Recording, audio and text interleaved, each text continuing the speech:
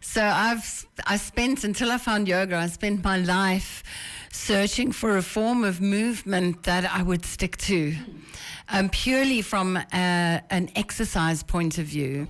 99 FM, your inspiration station. Welcome to today's edition of Master Your Destiny Heart. Yes, we are. We're taking care of you holistically, and just that inner little baby, little bunchkiniki you that deserves all the love and special attention. Yeah, that's who we are concentrating on. So we're here to discuss all things related to health, to wellness, to self-care. And joining us in studio today is Suzi Seha. She's an experienced yoga instructor. She's the owner of the Lotus Studio. So we're going to dive into her journey as a yoga instructor and just gain a lot of ins and outs of the practice of yoga, because most of us, we just know when we think of yoga, I'm just like, you're gonna be stretched out and you can't even do the dog pose. Like, what is going on? So Suzi, I'm excited to have you here. I wish everybody could not only have heard your intro, but have seen that intro. Because you really have to see it. She doesn't just say those words. She means those words. They're heartfelt. They're so heartfelt. It's beautiful. Thank you, Suzi. I'm so excited to have you on air, especially for the listeners. We've had an intro to you here at Tri-Fire Studios in our Friday session. Yes. I was that person asking question after question. So to have also our listeners get to experience you is just so beautiful. So let's talk about your personal journey and what led you to become a yoga instructor. Wow. Okay. That journey is a little bit interesting. So I'm a creative. I'm not a sporty person. So until I found yoga, I spent my life searching for a form of movement that I would stick to. Purely from an exercise point of view. Okay. And so yoga was the last thing I tried. So I tried yoga, and I found that I not only liked it, but it made me feel different. Okay. And so that is how I ended up going into yoga, and how I ended up going into the more energetic side of the work that I do. The chakra balancing and the sound healing and the breath work was actually when my daughter was a toddler, she drowned. Oh. It's fine, it's got a happy ending. Okay. She drowned in our swimming pool. I did resuscitate her. And she told me of the death experience that she had. She was only a toddler. But she understood. But she'd never heard it in our home, talking like that before, but she told us of the other side. And she could see auras, colors around things, which she explained as well. Now, of course, I don't know whether she would have seen that if she hadn't had that experience. Of course. But she piqued my interest in this human potential and energy field. And so those two things brought me to where I am today. Yeah. And I want to talk about that, just having those different elements come in and work together. Because clearly, it's not just an isolated thing. It's like, oh no, yoga is here and breath work is here. In my yoga, I need to be breathing. Otherwise, and all of how are you using all of the multiple elements to work together? Yeah, they're all very linked. Obviously, yoga, it works with the energy system of the body as well. And so, like the chakra balancing works with the energy system. The sound works with the vibration, which is energy. Everything's energy. Yeah. And obviously breathing is something that we do all the time, and you breathe in yoga, and we breathe obviously in breath work. Yeah. Although the breathing in yoga and the breathing in breath work cross paths a lot, they actually have different aims. So in yoga, the breath is used for control. And in breath work, it's not used for control. It's used for change. Okay. Could you explain the control part? What do you mean by that?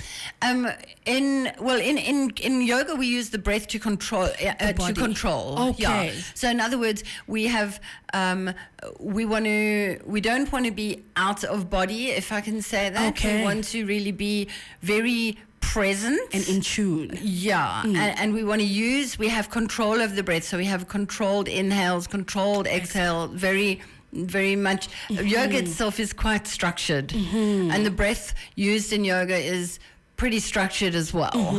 You're breathing in as you come up and you're exhaling as you fold, and that, so it's quite controlled in that way.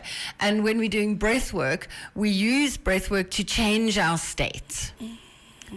So yoga, we're not changing our state. We're present with that right here, right now, with whatever it is.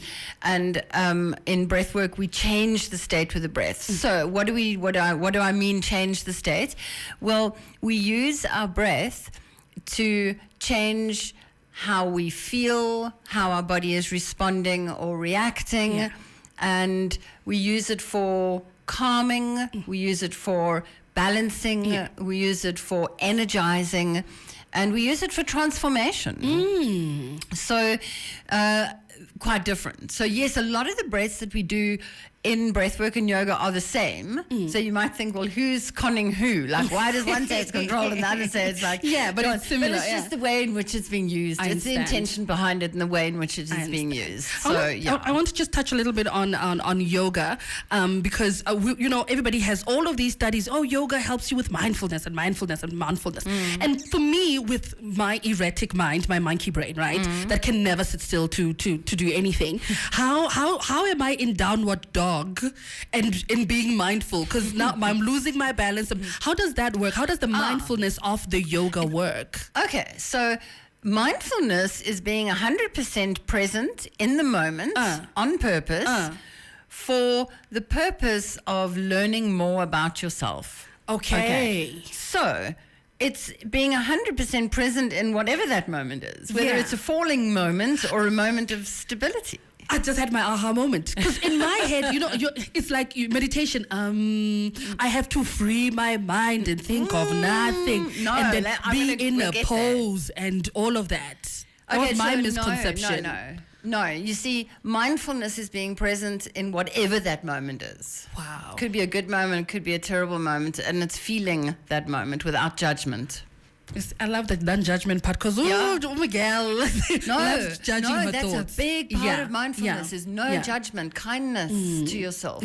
In fact, kindness is a huge part of mindfulness, because if you are just paying attention without mindfulness, it's a very different thing. Then you're just focused.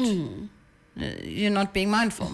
It needs kindness. It's one of the big things about it. Now, Suzi, one other thing that I would like for you to just help us with is, like, we always seem to have this, again, misconception that, oh my gosh, I'm so busy, I have no time to do a little yoga, do a little breath work. How can we incorporate this in our day-to-day lives? Small bite-sized chunks. Each little bit that you do is a step towards a greater practice. When you start any of these practices, maybe except for yoga, where you might attend a class that is an hour, but with mindfulness or with breath work or with meditation, you are going to start with small little bite-sized bits in any case. You cannot just sit down and do an hour of it. So we suggest you, for example, with mindfulness, you stop during the day, you notice how you feel. So you become mindful of where you feel what in your body, how your emotions are, how you're feeling, what the situation is. Meditation, you just pause, and maybe for a minute, you just have all your awareness on your breath. Breathing in, breathing out, how is my breath? Okay. And breath work, you could sit for 5 minutes at the beginning or the end of the day and do a specific breathing practice, 4, 7, 8 breaths at the end of the day, and maybe an energizing breath in the morning. Can we try one quick breath work that anybody can do, whether you're in your car, you're at your desk, or in studio right now? Exactly. So this is a breath that I love to teach everyone, because everyone can do it, from children to adults. You can do it anywhere, and it is really your go-to breath in our times with anxiety, and we have a unfortunately high incidence of anxiety at the moment. And so this is a very simple breath. You can do it anywhere. You won't look funny doing it. You won't sound funny doing it. You can teach it to everyone. And so it is basically bringing a hand to your heart. And you could even skip that step if you're in public and it might look stupid, which I don't think it would, but if you think so. And we're going to breathe in through the nose, and we'll have a long, slow exhale through the mouth. And the lips will be softly pursed. So when I say softly pursed, it's as if you softly blowing out a candle. So not like blowing out a candle, like, but just like soft, a long, slow exhale. And that is, and you do a minimum of 3 and as many as you need until you feel better. So let's do 3. 3, okay. Okay, so take a breath in through the nose and a long, slow exhale through softly pursed lips. But whenever you finish that exhale, take another breath in through the nose and letting it go. And again, taking a breath in and letting it go.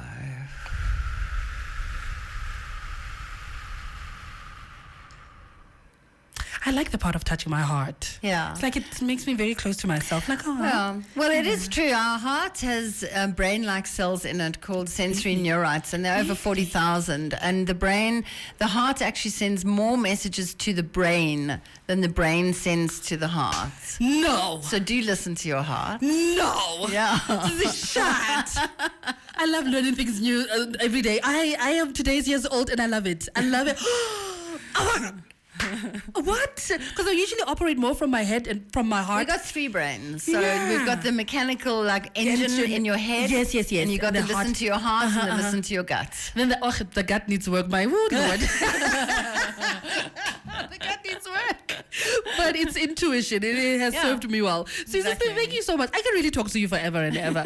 I really do appreciate you coming in. I can't wait to see you at the studio. Yeah. Gonna do some more breathing work and sound. I'm very interested in sound as well. I mean, radio sound of some. Absolutely, yes, of course. I have regular monthly get-togethers of a group transformational breathwork session and sound. Yeah. So keep a lookout on my social media, and the advert goes out there. And then, the sound journey is incredible. It's incredible. Check her out. Also, she has a website. It's suziseha.com. As simple as that, and you'll see all of the goodies and social media as well. So that was our MYD Heart, which felt very hearty this afternoon.